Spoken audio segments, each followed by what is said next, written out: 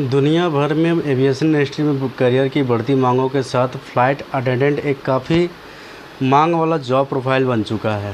विदेशों के अलावा भारत में भी एयर होस्टेस या फ़्लाइट अटेंडेंट्स या केबिन क्रू के लिए वोकेशनल एजुकेशन कोर्स की मौजूदगी मौजूद है। इस ब्लॉग में फ़्लाइट अटेंडेंट, केबिन क्रू या एयर होस्टेस कैसे बनने के लिए आवश्यक कौशल और योग्यता के बारे में विस्तार से जानेंगे हम।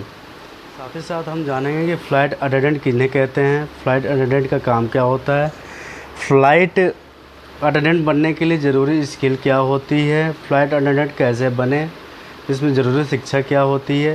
ये सब बातें हम इस वीडियो में जानेंगे, तो वीडियो के लास्ट तक बने रहें। ये वीडियो बहुत ही इन्फॉर्मेटिव वीडियो बनने वाला है, तो आप वीडियो के लास्ट तक बने रहें।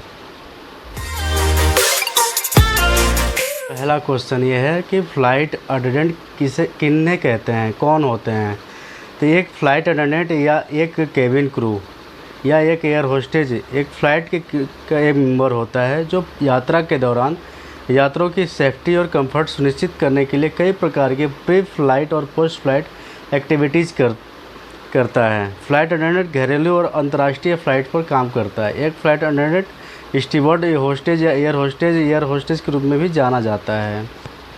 दूसरा क्वेश्चन, फ़्लाइट अटेंडेंट का काम क्या होता है। फ़्लाइट अटेंडेंट कुछ सामान्य दिन प्रतिदिन की नौकरी की जिम्मेदारियां में शामिल होती हैं। बोर्डिंग के समय यात्रियों की सहायता करना, यात्रियों को उनके सीट खोजने और उनके सामान रखने में मदद करना, सस्पिशियस बिहेवियर यात्रियों की निगरानी करना, छोटे बच्चों या विशेष हेल्थ रिक्वायरमेंट वाले लोगों की सहायता करना, प्रॉपर सिक्योरिटी प्रोसीजर पर यात्रियों को शिक्षित करना, फ़्लाइट के दौरान यात्रियों को नाश्ता, ड्रिंक्स, तकिए, हेडफोन और अन्य सुविधाएं प्रदान करना, किसी गड़बड़ी या फ़्लाइट में देरी के दौरान यात्रियों को शांत रखना, आपातकालीन स्थितियों में यात्रियों को सहायता करना, लैंडिंग के बाद यात्रियों को सुरक्षित उतरने में मदद करना।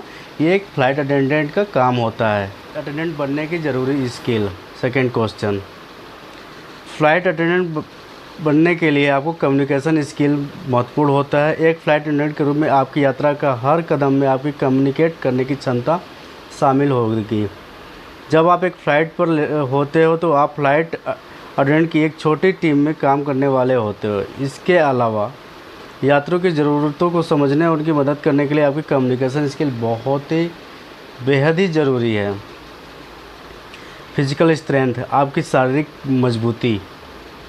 फ़्लाइट अटेंडेंट या केबिन क्रू का काम काफ़ी चुनौतीपूर्ण होता है। उन्हें फिजिकली काफ़ी स्ट्रांग रहने की ज़रूरत होती है। यात्रियों के सामान को रखने या फ़्लाइट के दौरान सिक्योरिटी गाइडेंस के लिए भी आपकी मजबूती होना बहुत ज़रूरी होता है। कस्टमर सर्विस स्किल आपके ऐसे अच्छे व्यवहार होते हैं जिन्हें आप यात्रियों के साथ बातचीत करते समय लागू करते हैं। एक फ़्लाइट अटेंडेंट की भूमिका में पूरे दिन कई यात्रियों और एयरलाइन कस्टमर का स्वागत करना, उनकी सेवा करना और उनकी सहायता करना शामिल है। फ़्लाइट अटेंडेंट को लोगों के साथ फ्रेंडली और कोऑपरेटिव तरीके से बातचीत करने के लिए कस्टमर सर्विस स्किल की आवश्यकता बहुत ज़रूरी होती है। फ्लेक्सिबल शेड्यूल में काम करने की क्षमता। फ्लेक्सिबल शेड्यूल का मतलब एयरलाइंस अलग अलग शेड्यूल पर काम करती है, जैसे डे, नाइट, आफ्टरनून, तो जिसमें फ़्लाइट कभी सुबह बहुत जल्दी या रात में बहुत देर से डिपार्चर करते हैं। इसमें फ़्लाइट अटेंडेंट को अलग अलग समय में काम करने की आवश्यकता होती है। अतः आपको परिवार से दूर रहना भी पड़ सकता है। फ़्लाइट अटेंडेंट के लिए महत्वपूर्ण है कि वह एक लचीले शेड्यूल के साथ काम करें और समय की परवाह किए बिना अपने कर्तव्यों का पालन करें। इमरजेंसी प्रोटोकॉल का ज्ञान होना। इमरजेंसी प्रोटोकॉल का ज्ञान बहुत ज़रूरी है। इमरजेंसी प्रोटोकॉल एविएशन में एक फ़्लाइट अटेंडेंट या केबिन क्रू के लिए बहुत ही महत्वपूर्ण वर्क होता है। फ़्लाइट के दौरान इमरजेंसी लैंडिंग या अन्य कॉम्प्लिकेशंस के मामले में एयरलाइंस के पास अक्सर कुछ प्रोटोकॉल होते हैं। चूँकि फ़्लाइट अटेंडेंट प्रमुख सिक्योरिटी इन्फॉर्मेशन देने के लिए जिम्मेदार होते हैं, इसलिए उनके लिए यह स्पष्ट होना महत्वपूर्ण है कि इमरजेंसी सिचुएशन में क्या करना है। ऐसे इमरजेंसी की प्रोटोकॉल का ज्ञान होने से उन्हें यात्रियों को मैनेज करने, उन्हें घबराने से बचाने में मदद मिल सकती है। लास्ट अंतिम क्या होता है, दबाव में शांत रहने की क्षमता। यदि कोई इमरजेंसी सिचुएशन आती है तो फ्लाइट अटेंडेंट के लिए दबाव में शांत रहना भी महत्वपूर्ण है। अक्सर ऐसे सिचुएशंस में गाइडेंस और सहायता के लिए फ़्लाइट अटेंडेंट मुख्य भूमिका निभाते हैं। इन मामलों में फ़्लाइट अटेंडेंट के लिए शांत रहना काफ़ी महत्वपूर्ण होता है। फ़्लाइट अटेंडेंट कैसे बने, इन जानने के लिए निम्न आपको जो मैं बता रहा हूँ उसको फॉलो करना बहुत ज़रूरी है। क्राइटेरिया पूरी होनी चाहिए तब एक फ़्लाइट अटेंडेंट आप बन सकते हो। फ़्लाइट अटेंडेंट बनने के लिए आपको न्यूनतम हाई स्कूल सर्टिफिकेट की आवश्यकता होती है। आप बैचलर की डिग्री पर भी विचार कर सकते हैं। बैचलर डिग्री पे भी आप एक फ़्लाइट अटेंडेंट बन सकते हैं। पहले था कि हाई स्कूल के सर्टिफिकेट पे आप फ़्लाइट अटेंडेंट बन सकते थे, लेकिन अब 10+2 या प्लस ग्रेजुएशन होना ज़रूरी है। रिलेवेंट वर्क एक्सपीरियंस प्राप्त करें। आप स्कूल से निकलने के बाद तुरंत आपको एक्सपीरियंस तो मिलेगा नहीं, तो आप एज ए फ्रेशर या किसी इंस्टीट्यूट में आप ट्रेनिंग ले लीजिए। फिर किसी एयरलाइंस में या नॉन शेड्यूल में आप एज ए फ्रेशर आप केबिन क्रू या फ्लाइट अटेंडेंट स्टीवर्ड बनकर आप काम कर सकते हैं। अपने रिज्यूमे तैयार किए। एक आपको रिज्यूमे एक बायोडाटा बनानी पड़ेगी जिसमें आपको कस्टमर सर्विस स्किल का दिखाना पड़ेगा। हाईलाइट करें कि आप ओवर टाइम किया है और लंबे समय तक खड़े रहने का काम किया है, क्योंकि फ़्लाइट अटेंडेंट का काम लंबे समय तक खड़े होने का होता है। पैसेंजर को हैंडल करना होता है, जो आपके यात्री आपके साथ यात्रा कर रहे हैं उनको आपको हैंडल करना होता है।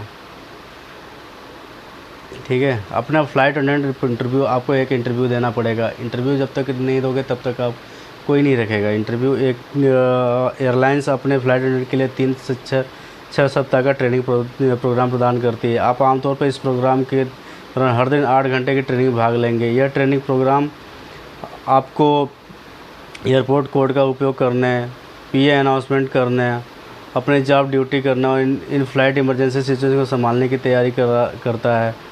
फ़्लाइट अटेंडेंट बनने के लिए आपको अपना ट्रेनिंग प्रोग्राम सफलतापूर्वक पास करना होता है। आप निम्नलिखित कुछ ऐसे कोर्स हैं ना जिसको आप कोर्स करके भी आप फ़्लाइट अटेंडेंट बन सकते हो, जैसे कि diploma in cabin crew service and hospital management, diploma in airline and travel management, diploma in tourism management, diploma in hotel management. Certificate course होते हैं aviation hospitality and travel management का।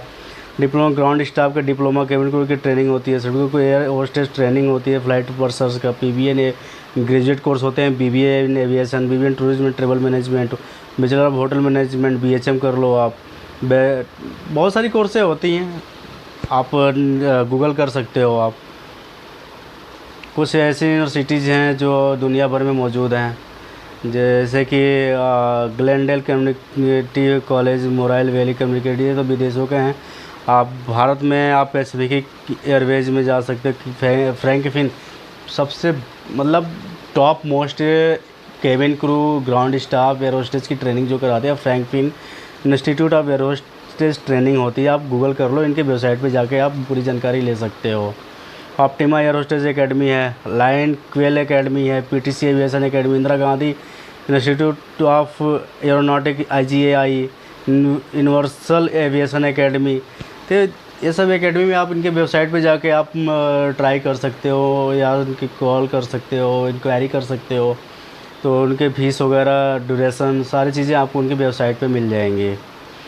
Courses करने की योग्यताएँ, कोर्स करने के लिए योग्यता के अनुसार सब भिन्न होती है। जैसे बैचलर या मास्टर या डिप्लोमा फ़्लाइट अटेंडेंट कोर्स के लिए कुछ सामान्य योग्यताएँ होती हैं, जैसे कि फ़्लाइट अटेंडेंट की बैचलर डिग्री के लिए आपको ज़रूरी है कि 10+2 में अच्छे मार्क के साथ पास किया हो, जैसे 60% से ऊपर होना चाहिए। भारत में एविएशन से बैचलर के लिए कुछ कॉलेज में LPU, नेस्ट, कैट जैसे प्रवेश परीक्षा के स्कोर अनिवार्य हैं। साथ ही कुछ कॉलेज यूनिवर्सिटीज अपने स्वयं की प्रवेश परीक्षा आयोजित करती हैं। वहीं कुछ निजी संस्थान 10+2 बोर्ड परीक्षा छात्र के प्रदर्शन के आधार पर सीधे प्रवेश प्रदान करते हैं। डायरेक्ट एंट्री मिल जाती है आपको इस कॉलेज में। तो विदेशों के लिए आपको IELTS, TOEFL जैसे टफ एग्ज़ाम आपको पास करने होते हैं बढ़ने के लिए। तो ये सब हैं, आप कर सकते हो। और केबिन क्रू के लिए आपको बहुत बढ़िया नौकरी है। इसमें बहुत सारे आपको फ़्लाइट में रहना, medical facility, insurance, group insurance, family का सब कुछ प्रोवाइड कराती है कंपनियाँ। आगे इसको बहुत अच्छा स्टैंडर्ड सैलरी स्टार्ट होती है। नॉन शेड्यूल में जाते हो तो 15,000 से फ्रेशर की सैलरी स्टार्ट होती है। 15,000 20,000 से, मतलब आपके प्रोफाइल और आपके नॉलेज के हिसाब से सैलरी डिसाइड होती है। नॉन शेड्यूल में आप फ्लाइट करते करते आप शेड्यूल के लिए तैयारी करो। शेड्यूल में अगर चले गए आप तो बहुत बढ़िया है। अगर आप एक बार शेड्यूल में चले गए 2 साल 3 साल एक्सपीरियंस लेकर बहुत बड़ी बड़ी कंपनियों में आप विदेशों में भी ट्राई कर सकते हैं। ये कुछ छोटी सी जानकारी थी इस वीडियो में। धन्यवाद, आप वीडियो में बने रहें। आपके बहुत बहुत धन्यवाद। आप बेस्ट ऑफ लक, आगे आप लोग बढ़ें। और अभी तक मेरे वीडियो को अगर लाइक नहीं किया तो लाइक कर दें, चैनल को सब्सक्राइब कर दें। धन्यवाद।